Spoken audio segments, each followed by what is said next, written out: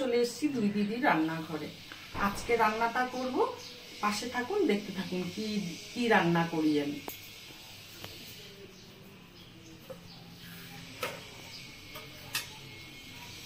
আমি রান্না করব চিতল মাছের গাদা নিয়ে এসেছিল, সেই গাদাটাকে কুড়িয়ে নিয়েছি আমি ভালো করে চামচ দিয়ে কুড়িয়ে কাটা কাটা বেছে রেখেছি। তার জন্য আমার যা যা মশলা লাগবে, যা যা জিনিসপত্র লাগবে আমি দেখাচ্ছি। বেসন লাগবে, তারপরে লাগবে আমার আলু একটা সেদ্ধ করে রেখেছি, এটার মধ্যে হলো টমেটো, লঙ্কা আর একটু আদা বাটা, তারপরে লাগবে একটু চিনি, কাশ্মীরি লঙ্কার গুঁড়ো, হলুদের গুঁড়ো, একটু পেঁয়াজ বাটা, ছোট একটা পেঁয়াজ বাটা, ধনে বাটা, আর ফোড়নে লাগবে গোটা জিরে আর গরম মশলা, এলাচ আর দারচিনি আর তেজপাতা, আর এখানে আছে জিরা বাটা আর একটু রসুন বাটা, মাছের নালে আঁচটা গন্ধ করে একটা, একটু রসুন বাটা 2 কোয়া রসুন, আর একটু হলো গিয়ে সে কি বলে আদা বাটা, আর সরষের তেলে আমি রান্নাটা করব। আপনারা দেখতে থাকুন। এটাকে ভালো করে মেখে করে নিই, ম্যাশ করে নিই। এই যে আলুটা আমি মেখে নিয়েছি ভালো করে, একদম সফট করে ভালো করে ডলে ডলে মেখে নিয়েছি। চিতল মাছের মুইঠাটা করব তো, তার জন্য গ্যাসে হলো গিয়ে জল বসিয়ে দিয়েছি, জলটা গরম হতে থাকবে। কোরানো মাছটা এখানে দিয়ে দিব।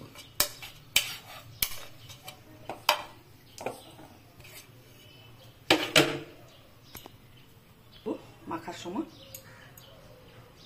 একটু হলুদ দিব, একটু কাশ্মীরি লঙ্কার গুঁড়ো দিব, একটু রসুন বাটা দিব,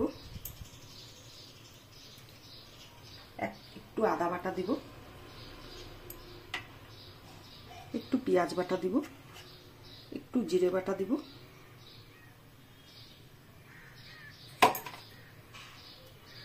একটু এই যে টমেটো আর লঙ্কার পেস্টটা দিব, একটু ধনে বাটা দিব, দিয়ে এটাকে ভালো করে মাখবো। বেসনটা দিব,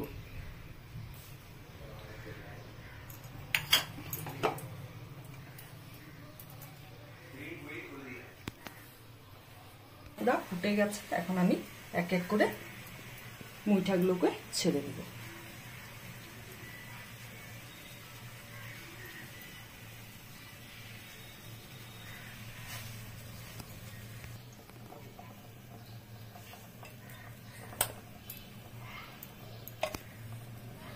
এখন এটা 10 থেকে 15 মিনিট পুরো ফুটাবো, ভালো করে সেদ্ধ হবে।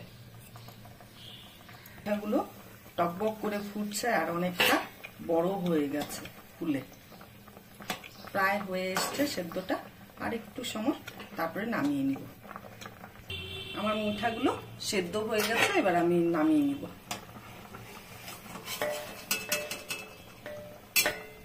ঠান্ডা করতে লাগবে, তারপরে কাটতে হবে।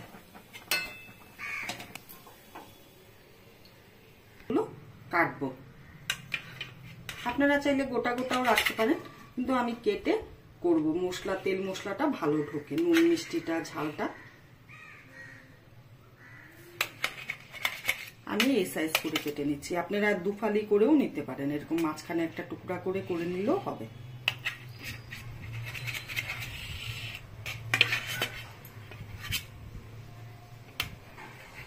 এক সফট হয়েছে, একটু হলেই মনে হচ্ছে ভেঙে যাবে। দেখুন আমার সব কোপ্তা সেগুলো মুইঠাগুলো কাটা হয়ে গেছে, এইভাবে আমি কেটে নিয়েছি। আপনারা যেইভাবে চান সেইভাবেই কেটে নিতে পারেন। এখন আমি কড়াইতে তেল দিব, সরষের তেলে রান্নাটা করব। পুরো গরম হয়ে গেছে, ধোয়া উঠছে। এখন আমি মুইঠাগুলো ভাজবো।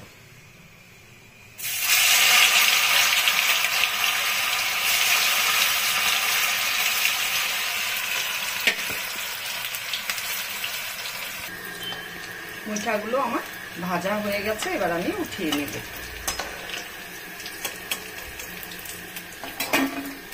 পুরো ডিপ ফ্রাই করব না, একটু ব্রাউনিশ ব্রাউনিশ কালার যখন আসবে একটু তেলটা বেশি করে দিয়ে ফ্রাইটা করতে লাগবে, নাহলে ভালো লাগবে না, ফ্রাইটা ভালো হবে না।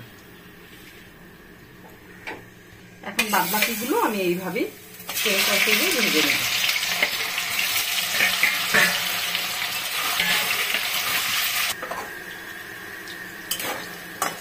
আমার সব কোপ্তাগুলো ভাজা হয়ে গেছে।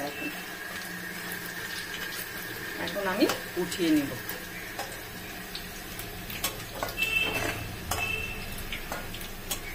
আমার বাড়িতে কেউ চিতল মাছ খায় না, ছেলে মেয়েরা, ওর বাবা আর আমি শুধু খাই, আমার হাজবেন্ড আর আমি খাই। কিন্তু এইভাবে যদি কোপ্তাকারি করে দেই না, ছেলে মেয়ে দুজনেই খায়। তো এখন থাকে না আমার কাছে, বাইরে থাকে, আসলে করে দিই। এখন ছেলে আসছে তাই করে দিচ্ছি। ফোড়নে দিচ্ছি জিরা, তেজপাতা আর গরম মশলা।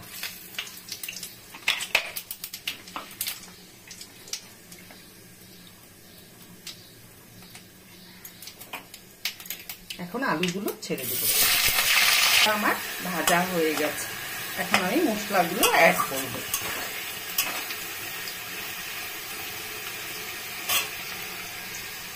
সব মশলাগুলো আমি একসাথে করে নিয়েছি। এখন কড়াইতে আমি দিয়ে দিচ্ছি।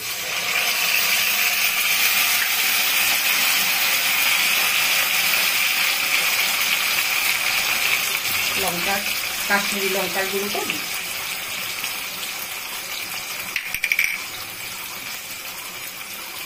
হলুদ দিচ্ছি।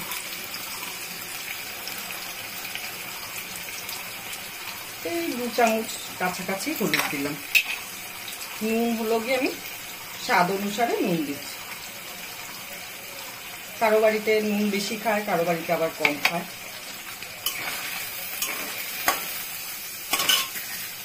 নুন মশলাটা ব্যালেন্স করার জন্য আমি একটু চিনি দিচ্ছি, আর কালারটাও ভালো হবে, জাস্ট একটুখানি।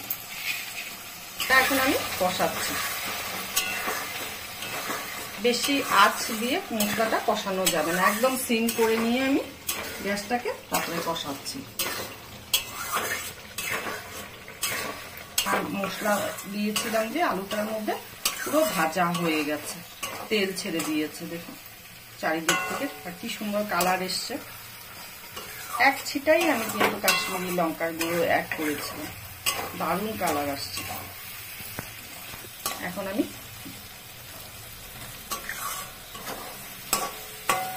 জল দিব ঝোলের জন্য। এটার মধ্যে আরেকটা জিনিসও দেওয়া যায়, সেটা হলো মটরশুঁটি। যদি আপনারা চান মটরশুঁটি দিতে পারেন, আমার কাছে আজকে নেই, আমি দিতে পারলাম না। এখন মটরশুঁটির সিজনটা তো শেষ, ফ্রোজেন মটরশুঁটি অত ভালো লাগে না।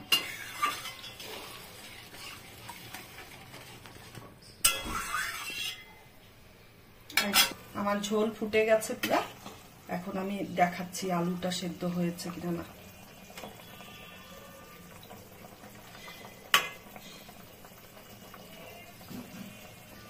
হ্যাঁ, সেদ্ধ হয়ে গেছে। কোপ্তাগুলো ছেড়ে দিব, দিয়ে একটু ফুটাবো, একটু ঢেকে দিই। ঢেকে দিচ্ছি। এখন একটু গরম মশলার গুঁড়া দেব।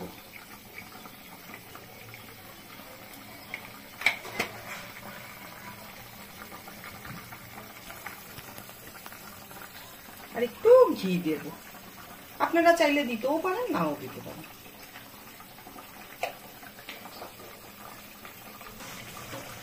এখন আমি মুইঠা কারিটা নামিয়ে নিচ্ছি। আমি এইটুকু ঝোল রাখলাম, আপনারা চাইলে আরেকটু শুকাতে পারেন।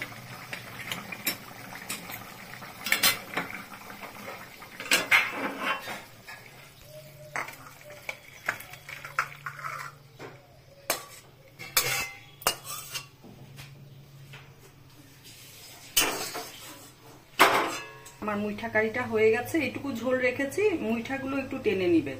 আপনারা চাইলে আরেকটু শুকনা করতে পারেন, তো আমার একটু ঝোল রাখতে লাগবে, তো তাই আমি ঝোল রেখেছি।